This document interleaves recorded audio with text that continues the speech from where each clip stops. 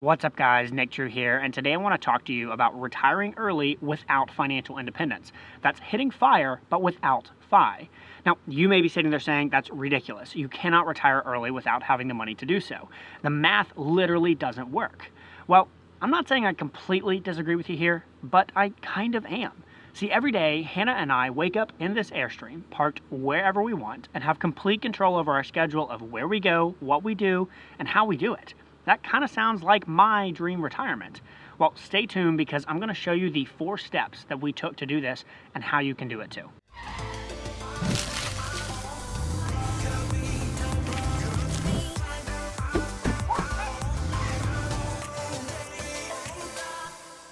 Okay, so out of the gate here, no, we are not actually retired. No, we have not hit financial independence. And yes, we do still have to work in order to live. I just needed to say all that before the internet retirement police come after me.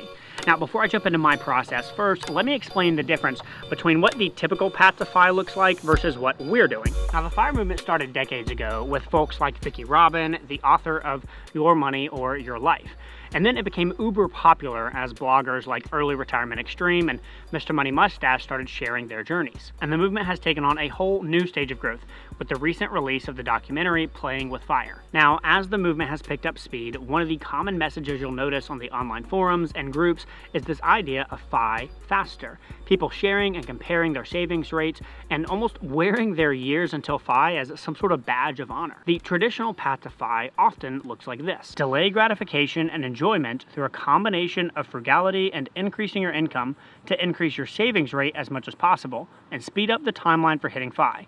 Then once you're there, you can quit the job you hate and have complete freedom to live and do as you please, thus retiring early. Now there's 2 problems with this, and the first one is pretty obvious. Life is not very fun during that middle part of the journey. Now if you've got a job that you love and also makes tons of money, then great, you win. But the reality is that for many of us, the increasing our income portion goes hand in hand with a job that we despise. Zach over at 4 Pillar Freedom did an incredible job of breaking down and showing how savings rate impacts your years to FI.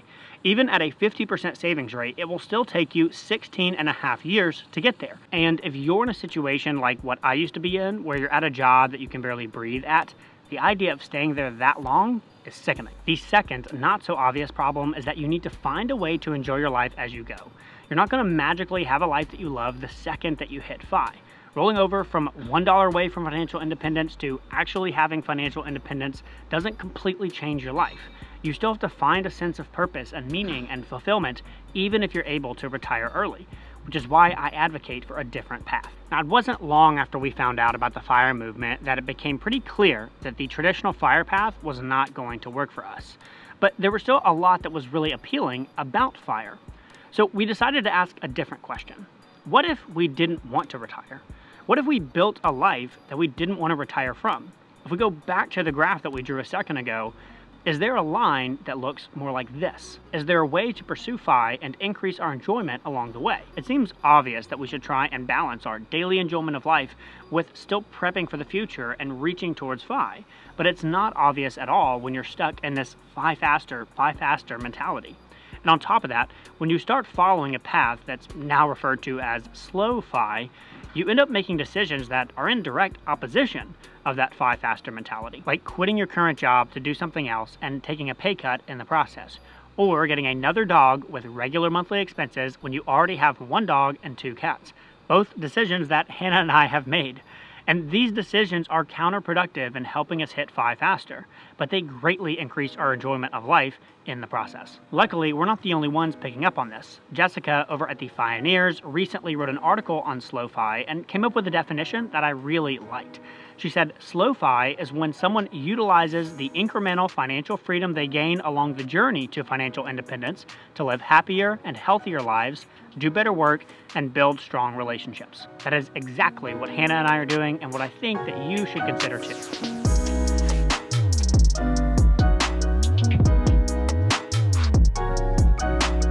All right, now at this point, I know what you're thinking. Yeah, I get it. Don't burn out pursuing FI, enjoy the journey daily. You said something about a 4-step process earlier. Get rid of all this fluffy stuff. What is that? Give me the meat. Well, I'm glad you asked. Step 1 is to identify why you want to hit financial independence in the first place. Like, why are you watching this video right now? What is it about financial independence that's appealing to you? And I don't mean just freedom. I mean, write down a big list, brainstorm as much as you can of all the values that FI will bring you once you get there. This list could include freedom to pursue your hobbies, more time with your family, traveling more than 2 weeks of vacation a year, control over your day, if and when you'll work, more time for volunteering, less stress about money, ability to pursue work that you love, with or without compensation, an opportunity to move and have geographical flexibility, or maybe just general life flexibility. But your list needs to look different than mine. That's the point. This is why FI matters to you. Okay, the second step here is to circle the top 3 to 5 values that matter the most to you.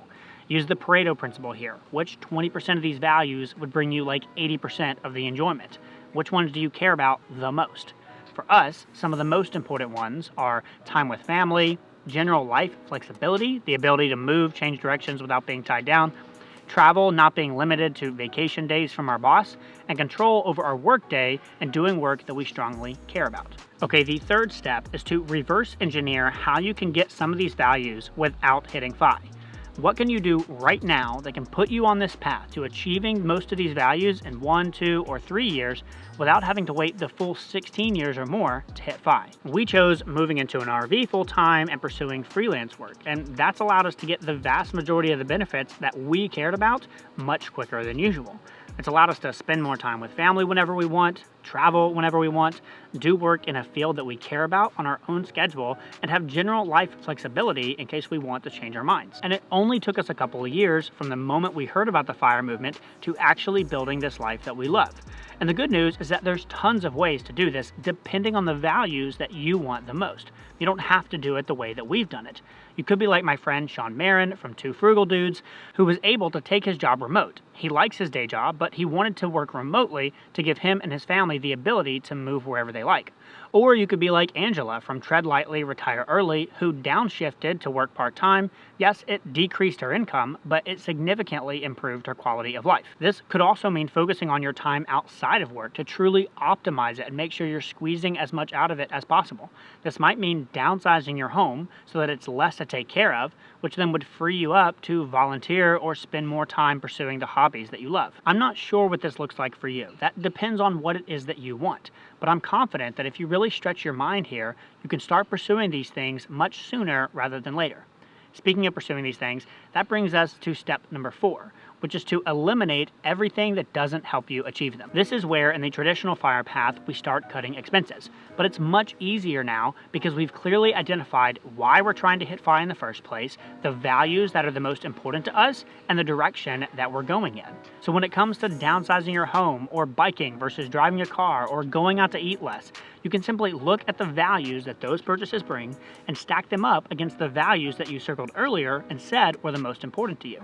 And if these purchases and their values don't support the ones that are the most important, then cut your spending and take the money and use it to pursue FI, or use it in a different way to help you get those values sooner. Now, if you've been paying attention, these steps sort of look like FIRE.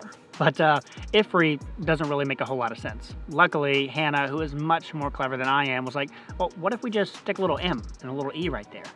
Then we get I'm free, which is ultimately what we care about anyways, right? It's the financial freedom that FI brings us, not financial independence in and of itself. Perhaps our journey of focusing on freedom rather than FI is best summed up in a tweet from Zach from 4 Pillar Freedom, that blogger that I mentioned earlier.